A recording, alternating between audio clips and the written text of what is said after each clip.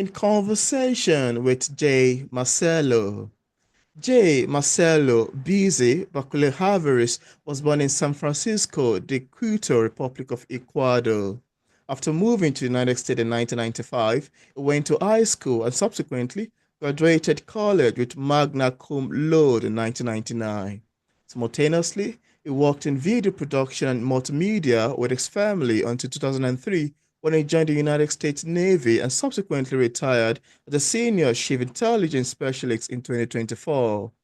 Marcelo became a U.S. citizen while stationed in Naples, Italy in 2008 at the U.S. American Embassy in Rome. In 2013, Marcelo founded BeeZee Vision LLC as a multimedia and web development artistic expression portal in Virginia. In 2020, Marcelo founded Half-Life Crisis to promote regional art and literature, and in 2024, it developed Info in Contest as a free educational resource to defeat authoritarian propaganda in the United States of America and abroad. Marcelo is married to his wife and soulmate, Alicia, and they welcome their beloved daughter, Sammy, to the world. And on today's episode of Auto Interview, it's my utmost pleasure, joy, and excitement to have on the show today, J Marcelo. How are you doing, BC? How are you? Hey, thank you so much for this kind introduction, and I'm super happy and honored to be here. I appreciate you. Yeah, I'm a pleasure really to have you on the show today. You have such an amazing and beautiful bio. Good one for a CV update. Thank you so much. It's been an adventure. It's been a fun adventure so far. Absolutely, I can tell Yeah. it's a lot of adventure from the old years and the old titles you've got in there. Well done, and thanks for coming on. Thank you for having me. Yeah. So, Marcelo, I need to first say that I found the description page of your book, Authoritarianism and Propaganda, the Puppet Master Tool, on Amazon to be quite amazing and compelling. And I would like to ask you, how does this book come about? What inspired you to write Authoritarianism and Propaganda? So yes, authoritarianism and propaganda. Actually, funny thing, it's the third manuscript that I wrote. So quick story. I was in the Navy, as you mentioned there, and I was on an extended deployment. So while you're deployed in the middle, this was a Middle East deployment and a Mediterranean deployment for a while, but 9 months actually plus that we were out there. Yeah, I decided to write. So my second book that I was writing, the second manuscript was about leadership, and one of the chapters went into authoritarianism and propaganda because a part of understanding leadership is to know if you're being bamboozled, and to see if you're going to be in certain positions of prominence, so you don't have the proclivity to become an authoritarian yourself. So the chapter itself starts taking a life of its own. And Wow. after I finished the book or the manuscript, I started writing authoritarianism and propaganda, the puppet master tools, as a defined topic. One of the reasons for that is because a lot of the real world events that are happening, particular history is repeating itself, especially if you've been seeing the rise of authoritarianism around the world. And I know a lot of Yeah, people are probably starting to pay a lot more attention about that now because we're getting absolutely. closer to the alligator starting to eat our boat. But before that, a lot of people, they were not really thinking about that. So I wanted to get ahead of that because authoritarians are only as powerful as their followers. But in order for you to understand how the playbook is being played upon us, it has to be articulated in some way that is going to help people do that. So that's how the book actually came about, and that was the inspiration. I Mm. was, as you say, I was an intelligence analyst. So my job in the boat was to make sure that we were safe and to understand what was going on the other side. Wow. So it gave me a different level of perspective as far as what we are going to do. Of course, everything is unclassified. There's nothing classified in these books, but it gives you an understanding of how the analytical process actually works, not just into the warfare area, but Mm. in any authoritarian setting. So it would be from very patriarchal or matriarchal family, that is very controlling, to a mafia, to a gang, or to a state-sponsored type of authoritarianism. So Yeah. that was the inspiration for the book. So it's very complex. So sure, long answer for short question. Good one, actually. I mean, I enjoy listening to it. I enjoy your answer to the questions. It sounds to me to be quite amazing, really. And it sounds like an amazing way. Lovely introduction into becoming a writer, a fun introduction into becoming an author. Thank you so much for sharing with us. And Appreciate just you. for the sake of readers who haven't read the book yet, and without giving much information away, could we have a sneak of what we'd expect? And I know that the topic actually speaks a lot.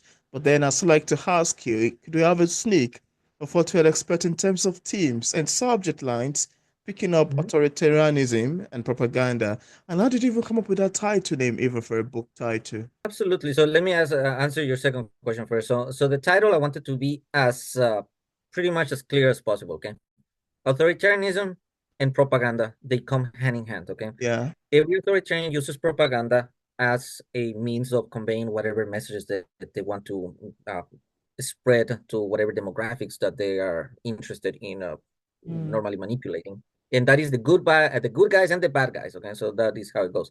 So the puppet master tools, and it's because these are tools, but and normally what some people don't realize is that the actual authoritarian, the face that you see in front of that, that is not the person who's in charge. mm, That's sometimes another useful tool. So there's wow. somebody that is overarching sometimes, like in the different strata, that they're not actually seeing, kind of like a mafia boss, they're not actually doing the killing themselves. They have somebody else do that for themselves. So they have the plausible deniability. So Mm, that's why how the title actually comes in, because it actually is going to show you to see how the world actually sees things, that it's skewed. Okay, so the message a lot of times is skewed. We don't actually get to see how the world actually works. We get to see how the world is presented to us. In other words, there's a perception that is not reality. mm, And the perception of reality, what it creates that cognitive dissonance. Um, it creates that way that you start feeling how the world goes around you. So this book, what yeah. it does, without giving it away necessarily, it helps you ID a threat and how to defeat them. Okay, it's much like if you seen a scam, any scam over there. The scammer is not going to go, "Hey, I'm about to scam you." Okay, that's not how it works. Okay, they're going to be super nice to you. They're going to be trying to warm up to you. They're going to see what resonates with Yeah. you. Maybe something resonates, maybe something doesn't resonate, but that's what they're going to be doing. So that's kind of like what the book does. So it is broken down in certain chapters that it explains to you how the authoritarian propaganda has been propagated around the world. So I use also historical examples that goes from the Bolshevik Revolution around the times of Pinochet. So it doesn't matter if you're on the right side of the spectrum or on the left side of the spectrum. It doesn't matter. An authoritarian is going to hijack those virtues. And I show you historically here as a historical analysis how that actually works and how Mm, you can actually thwart it. Because a lot of times, that's good news. A lot of authoritarians, they're not really that creative. So they are going to be pinging on some of the messages and some of the techniques that had occurred, but most people they just take that for granted, so they don't see it. And again, that's not just in the USA; that is happening worldwide. everywhere. So exactly. So if you can identify that, then you can thwart that. An authoritarian again is only as powerful as their followers. So if you can negate them that power by understanding that they are conning you, Yeah. then you. And another long answer, short question. Sorry. Yeah, I love your answers to these questions actually. And I like the fact that you have to use scam as an example. That oh, somebody's coming to scam you, won't say, "Oh, I'm about to scam you." No, they won't do that. Mhm. They're gonna be very nice to you. They're gonna be, Yep. they're gonna crack jokes. They're gonna make you laugh, feel at home. And in them, in their heart, they have a mission, very ominous, quite sad, very bad, that are yet to, make to come to reality. And it will now dawn on you that despite this person's niceness, I cannot imagine they could do this to me. Despite this person's, despite the conversation we had, I cannot imagine they would do that to me. So it's like a shock. Yeah, it's like a shock. It And is. I love your take on that, really. Absolutely. So to your point, really quickly. So I like to, when I teach this, to make sure that people understand the parallel. Yeah. It's like when you are in a toxic relationship and everybody that you love is telling you, hey, yeah, that person is not good for you. Okay. They're cheating on you, they're taking your money, they're taking advantage of you. And then you are so infatuated with this person, not you, okay, but somebody is infatuated with this person that you tell the family and the friends or anybody else, doesn't matter that they always had your back. You're wrong. I want to be convinced that this happened. So this is how cognitive dissonance actually works. When a person has to admit to one mistake, then it opens the door that they have to admit to a whole bunch of other mistakes, and that makes it terrifying for them. Because if I was wrong about this thing, about this person that I love or that I admire, how many people have I burned the bridges? How many people have I fought with? How many people I've been screaming in social media? How many people I've been getting super angry? How many people are mad at me and I was fired of jobs? Yeah. Whatever, it's like the baggage that comes conflagrating so fast into their minds. They say, well, you know what? The easiest thing for me is to go. back to that echo chamber, just like in that toxic relationship, maybe rebound on that because, let me find out what is the one little thing that I can actually hold on because I have Mm, spent so much in that person. And that's what I'm saying. It mm, becomes terrifying. That's what this book actually teaches you. It wow. uh it breaks that cycle so you can actually see above and start liking yourself and negate that power to somebody that's taking it away from you. Interesting. Please, before we proceed, I'd like you to show the cover of the book, a copy of it to the camera, just so we see Absolutely. what it looks like. So these are the first one, authoritarianism and propaganda. It actually Beautiful has cover, two even. different. It has two different versions. This is the revised version, and the Mm, reason why I did that is to make it more affordable for people. Okay, because I really wanted to make sure that I can actually get a better price point. The first edition, which is still available, if anybody who wants it, is this one. Okay, mm, so it's a little bit different. So yeah. the first edition, it comes on paperback and on ebook. Yeah, it's available worldwide. And the revised edition, which is Wow. as you can see like a little bit the difference, a little bit on the font and whatnot, Wow. and just also some of the way that how I actually put it in Interesting. there. I actually use nicer print, for people, so they don't have to be breaking their eyeballs, trying to do that, separate and make it made it easier on the reader as Wow. much as possible. This one that I was able to make a little bit more affordable for the reader comes on paperback and on hard copy and on ebook. So Wow. again, my interest is to make it easier on the reader. That was the Mm, entire premise. For the first edition, so sorry that I'm going a little bit longer. The reason why it's a little bit more expensive because it make it more expensive for me. So it's not that I'm making like tons of money on this thing. That's not what I wanted to do. I wanted to make it easier on people. So I wanted to have a high quality product mm, for them to understand because these books are not meant to be read once. They're meant to wow. they are going to And over they're meant to again. read a few times. Yep. Thank Interesting. you. Sorry. I get excited with this Yeah. with this question. Yeah. Yeah. And you also have another book in the name of Woke and Proud, the Charlatan Inconvenience. Could you tell us about the making of that as well? Absolutely. So yeah, Walking Proud, the Charlatan Inconvenience, that was actually written as a case study for the first book. Okay, so the first book, Authoritarianism, Propaganda, Puppet Master Tools, is meant for you to understand how this propaganda actually comes together, in the history Oh, and whatnot. Okay, yeah. Walking Proud is a way to actually use one of the many wedge issues for you to understand how propaganda actually gets weaponized. Okay, so this is actually the book a little bit on Oh, that. There is a Easter eggs from cover to cover. Okay, so as I say, I was actually getting a little frustrated with how a lot of people in prominent positions, to include a lot of politicians, they mm, were not able to define woke, even though they were attacking it. Okay, so this is what it means. Okay, woke means that you're awake and you're paying attention, so somebody doesn't take advantage of you. That's all it means. Okay, wow. that's really all it means. So whenever any other thing that you hear as far as those wedges is, that is actually propaganda. Why is that? It's because it is inconvenient for a person who wants to have you snoozed and distracted if you're paying attention, if they're taking advantage of you. That is the whole premise of this situation. So what I did is I actually define it in in the dictionary term, so you actually understand how it goes, and into the Mm, colloquial term, into the history, because a lot of people, they don't actually realize that woke actually has its origin circa the American Civil War, wow. and then it continued changing as it continued morphing into whatever, is a lot of people, they seem to misunderstand because there was a lot of opportunistic people Mm, for and against that, and that's how it kind of like became a parody of itself in so many different ways, and it's so good for misappropriation. So in mm, fact, in chapter 3, I am able to show you kind of like in an equation form how propaganda actually works and how it gets wow. actually implanted to you. So that is the premise of the book, and that's why it actually came to be. So Wow. That's interesting, really, Marcelo. I've been thank enjoying you. your answer to these questions, really. It sounds as if I'm in a classroom and I'm listening to a I appreciate lecturer it. give delivering a speech on this amazing topic and subject line we've got on talking about today. Thank you so much for sharing. That's I amazing, appreciate it. yeah? Yeah. And I'd also like to ask you, what do you think an individual person can do in order to defeat authoritarian propaganda from expanding? Also, how does authoritarian propaganda infiltrate the targeted demographics? So those are excellent questions. So yeah, as I say before, it starts with each one of us. Okay. Yeah, The personally. worst enemy that we have is the person that resides between our ears. All right. So this is what actually happens. Okay.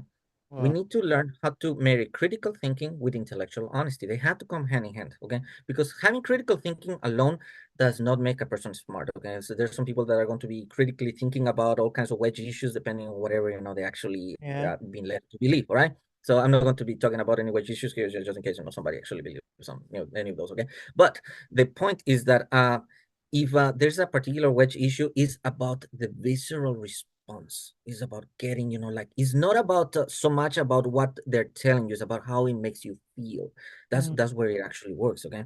So when a person has intellectual honesty, then you really start understanding what is the difference between reality and what is the difference between whatever you want to see as a perception of reality.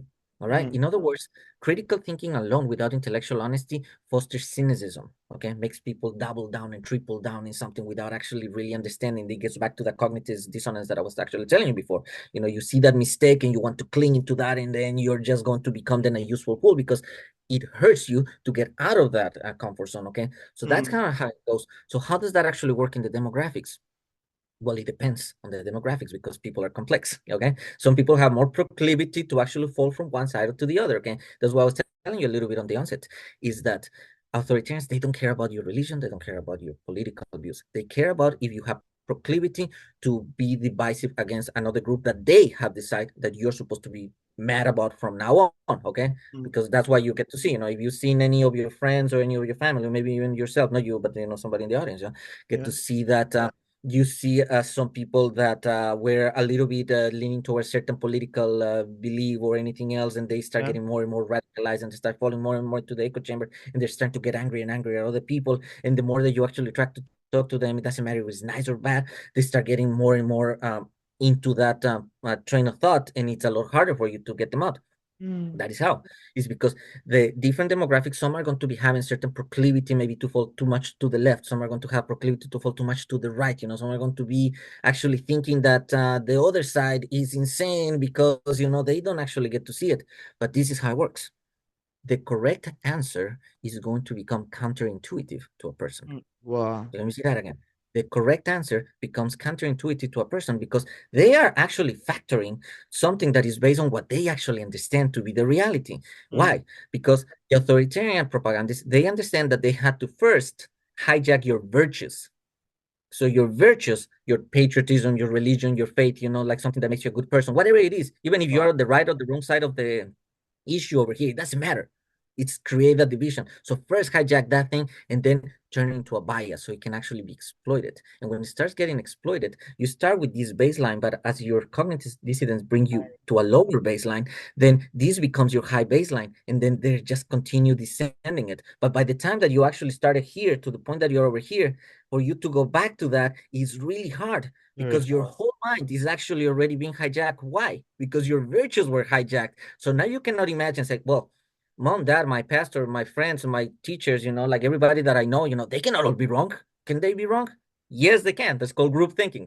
Let me give you like really quick example. Just like if you go to a stadium, everybody does the wave. Okay, woo, woo, super cool. Okay, very similar in a way because some people they're not really thinking about that. It's kind of like what everybody else is doing.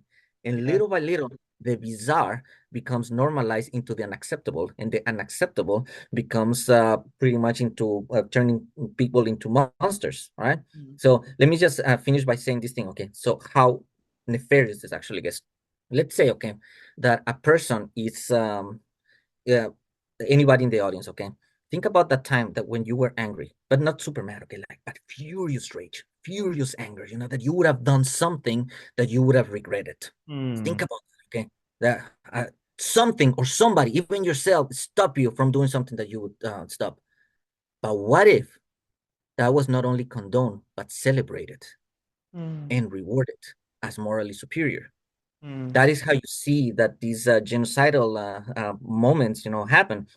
Oh, that's how you see that authoritarians go from extreme left to extreme right, like in the people, because now they see the other people as though they are the adversarial. They see them as less than human. Okay, Hmm. erodes them from their humanity. So that's how it Hmm. actually works. And that is what this book is actually really teaching you. So you regain your humanity, you start understanding, and you see how that cognitive dissonance is not going to affect you, right? Wow. So yep, so that's how it gets to the demographics. That's amazing, really. That's very great, quite huge. And from listening and watching you talk about this and give answers to this question, it's very obvious that you know what you're talking about. Very Thank you. obvious you're well grounded in the field you're right on. Very obvious that you're well infested into this title and you know exactly all of these things works really. I love your explanation on how it has to from one side go down the drain and to go up again to be very, very hard. That's quite an amazing illustration. Uh, you know, Thank you. in speech, in It's about the speech. story. It's about I that's how you love it. diffuse authoritarian propaganda. You have to make sure that people understand the story. Yeah, Not what they say. It has to be the story so it resonates. Hopefully, it's absolutely. resonating with somebody. I'm glad it resonates with you. I love it. Yeah, thank Mhm. you. And Marcelo, one of the most interesting things to me as a writer is to listen to readers' feedbacks. And you may want to agree with me that one of the things that make literature to be a bit complex in its totality is the fact that it can be interpreted in different ways by different readers based on their opinion. And for someone who has written an amazing topic like this, there might be some people say, oh no, I don't agree with that. It's gonna be counterintuitive, it's gonna be quite argumentative and this way all pulling back and forth, and some readers might even fight or bully themselves over. Because I've seen scenarios where readers bully themselves over the internet when they don't agree with one point or the other an author is Oh yeah. trying to convey. It happens very well in the Goodreads Society on Facebook.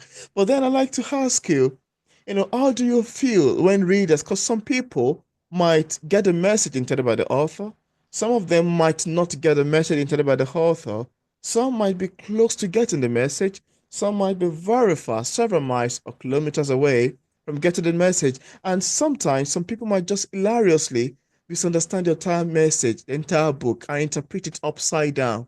And as hilariously fun as it sounds, I would like to ask you, how do you feel when readers interpret your work differently than you intended? How does that make you feel?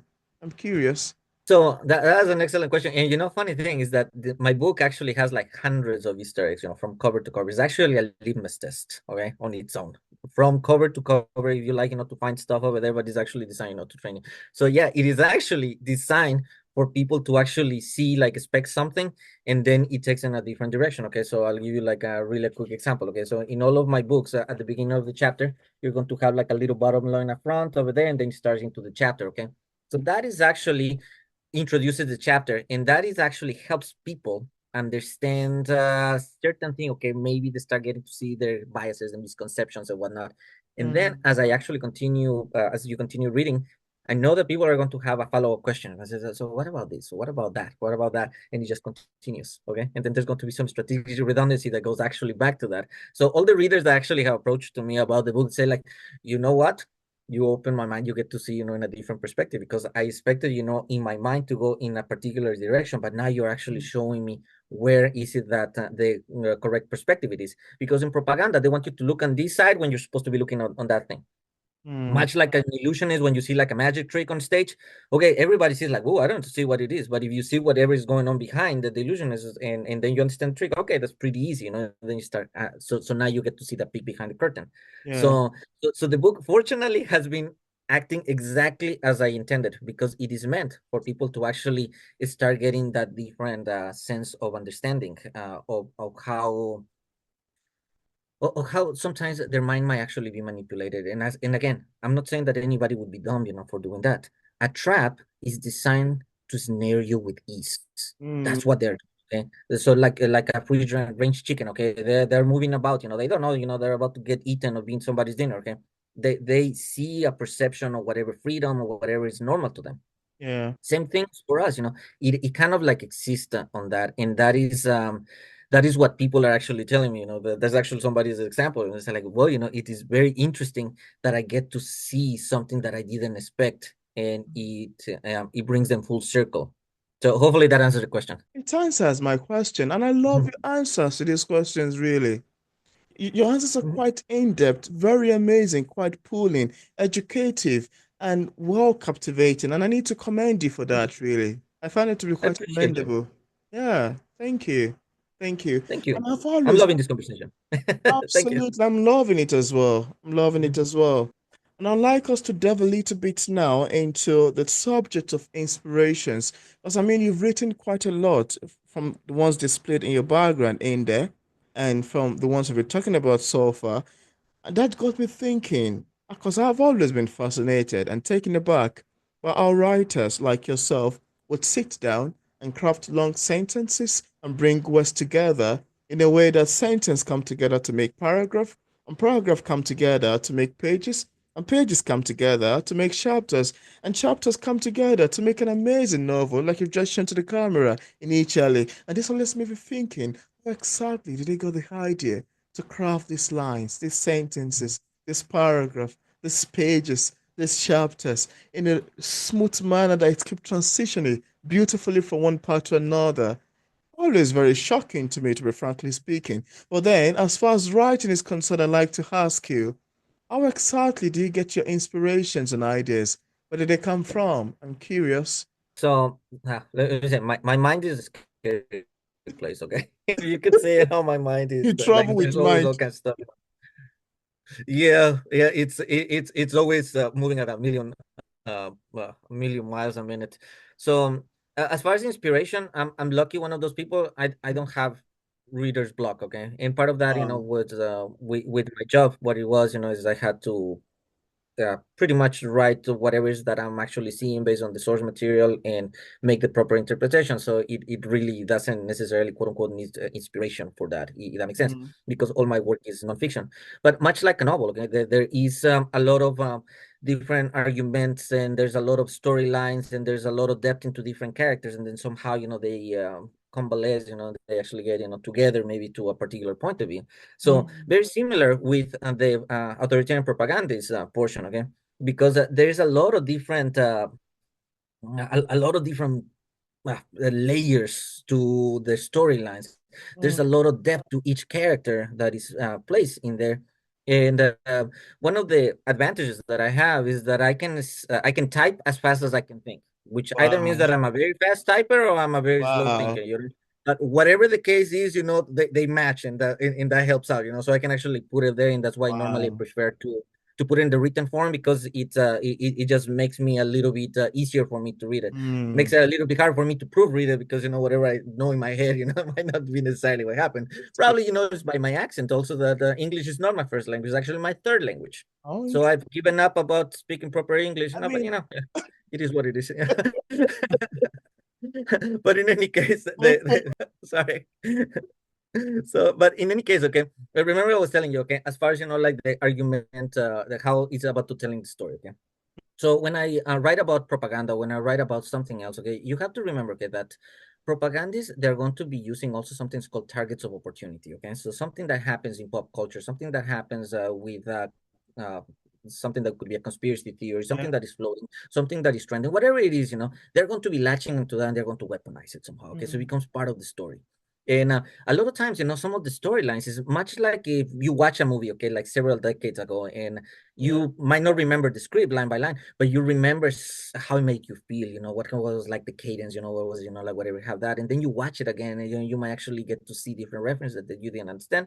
No, Mm. because you would be dumb, but you have learned something different, as far as how it changes, like for example, watch something from the 90s now, is going to be having a huge different perception about how you felt it back then. All right. So Yeah. similar with propaganda, they take certain plot points and particular things that are actually going to have a lot of plot holes, but it's entertaining, because when it is entertaining, you're going to be missing some things. Mm. You're going to normalize it, because that's how you're used, like most people are used to consume entertainment value.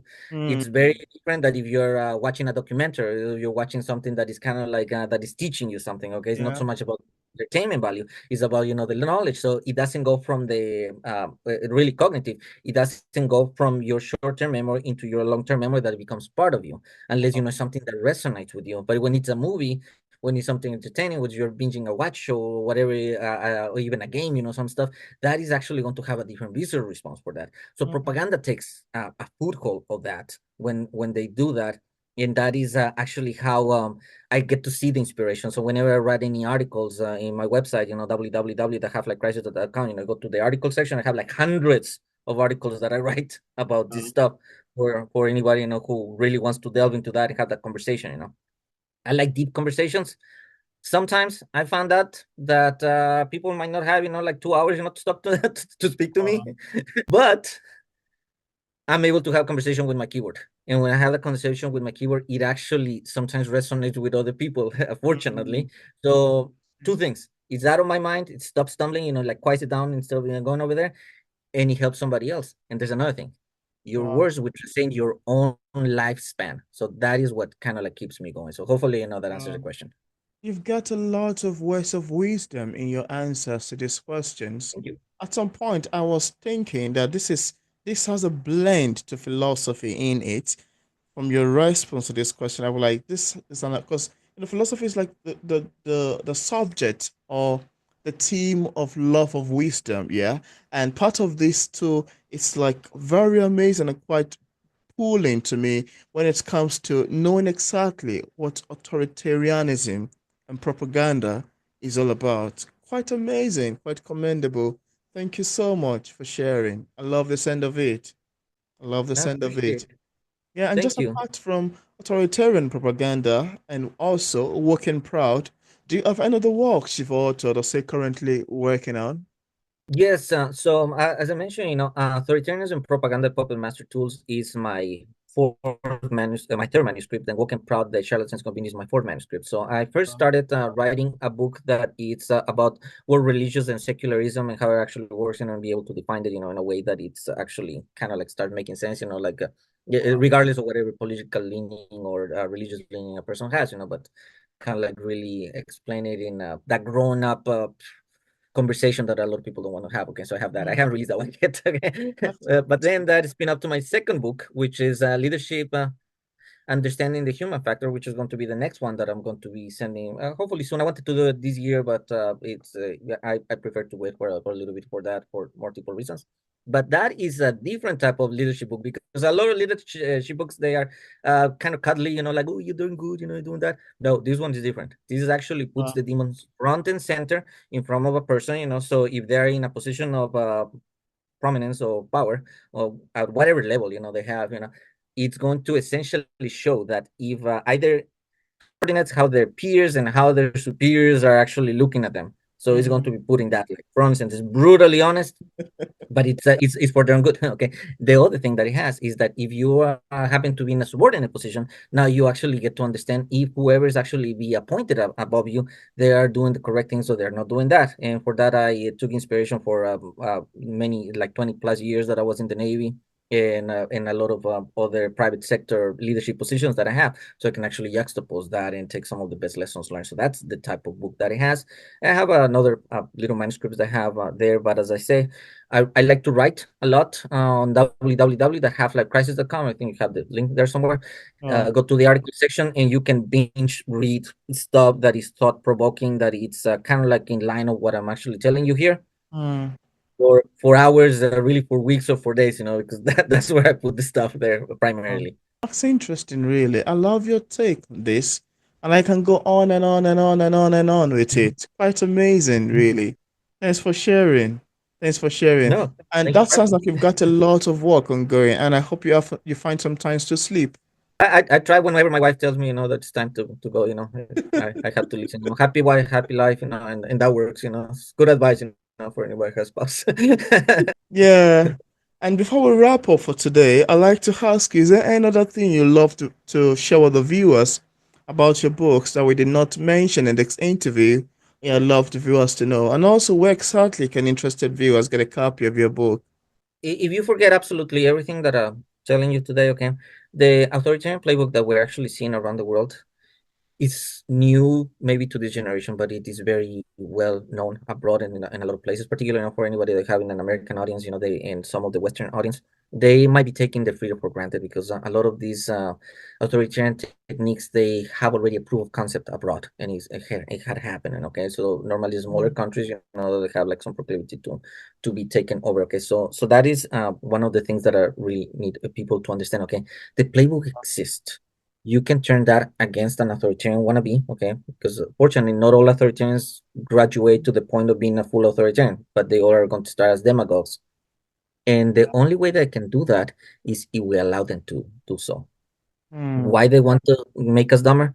Because then we're not going to be seeing the con. Like I was telling you before, you have that illusion is, that is going to show you something on stage. They're going to yeah. have the misdirection. They just want you to see here instead of actually seeing what goes behind the scenes. Okay, Mm, so that is something I really want people to understand and understand this other part.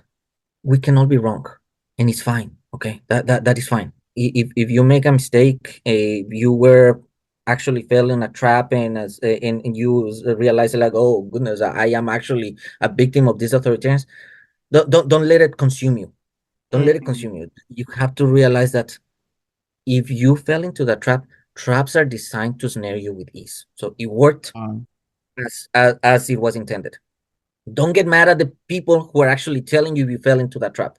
Give mm, them the benefit of the doubt. If for whatever reason it's somebody that you have the cult of personality that actually hurts you, that you want to actually see it, mm, put that the same actions with the same metric with somebody else that you don't particularly like.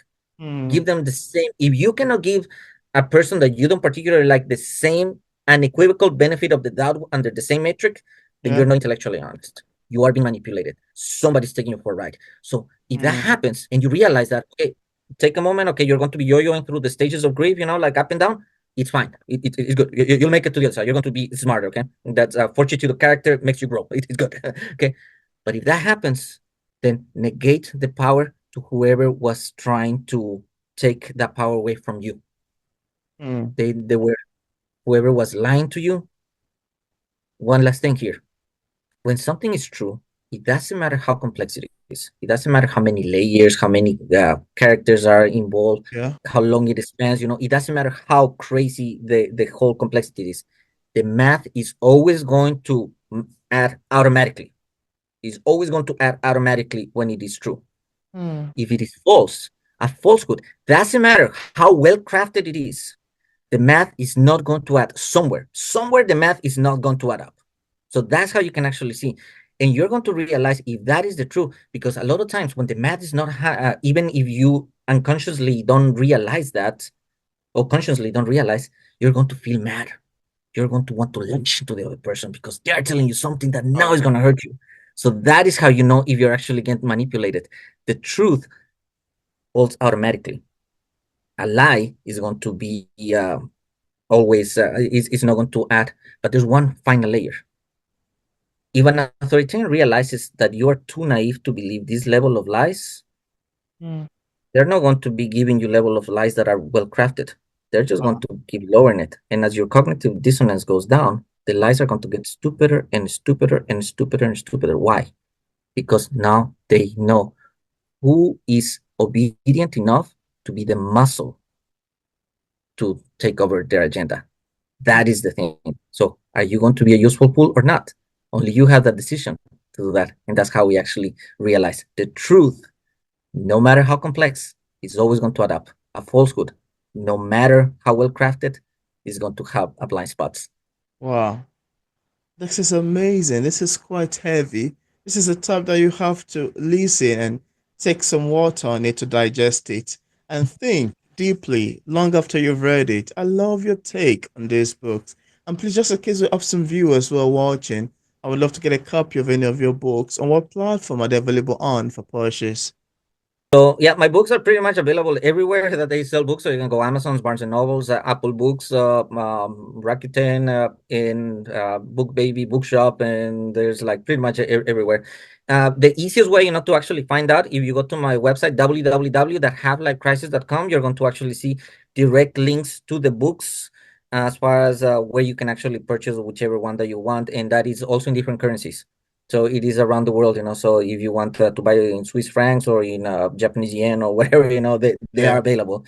They have that, and I lowered the price point as much as I could uh, to make sure that it's affordable to anybody to have that message. Again, I don't really care. This is going to sound weird, okay? I don't care about actually selling a book. I care about giving you a message. Yeah, That's what the book message. is about. All right, that is how it goes. But all the proceeds they go to my daughter's piggy bank. So if that makes sense. Okay, so That's amazing, really. And I left a link in the description part of this interview where interested viewers can get a copy of J. Marcelo book directly on Amazon, Barnes& and Nobles, on Apple Books, on his website, and also another platform.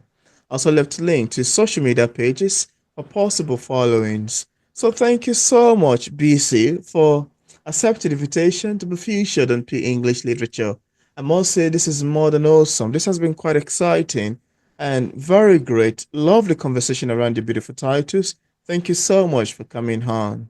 thank you so much for having me. It was a wonderful time here. Thank you so much for everything you do for all of the authors and for Yeah, giving us a voice with your platform. my pleasure as well. Thank you so much.